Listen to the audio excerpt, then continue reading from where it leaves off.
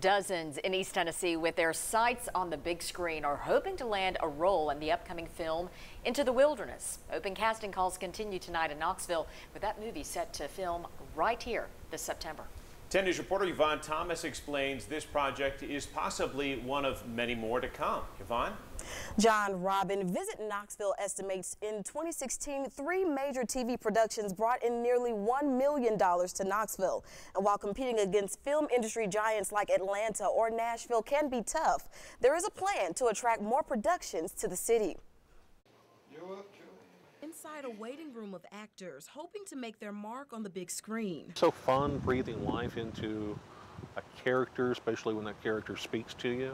Adam Stair says he's happy to see more casting and production opportunities like this in town. We have the mountains, we have rocks, we have caves, we have the city, so just different locations is a great place. But for some filmmakers, places like Knoxville don't make the cut, opting for bigger cities like Nashville or Atlanta. Been working hard to try to make Knoxville a very film-friendly town for features. Visit Knoxville film director Kurt Willis says this year the goal is to bring in smaller production projects with budgets under $5 million. They shoot $100–200 million Marvel films in Georgia, so it's hard to get the special attention that you need on the smaller projects. That's what sold producers with the upcoming film Into the Wilderness, a film based on the Civil War, set to film in Knoxville this September. We originally were going to shoot in Georgia, and everything was so negative because they're so busy, they almost didn't want to return our phone calls.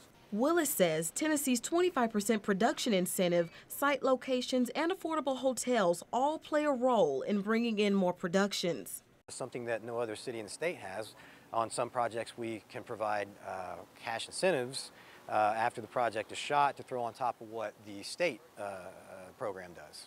And these feature filmmakers say the city of Knoxville was the right call.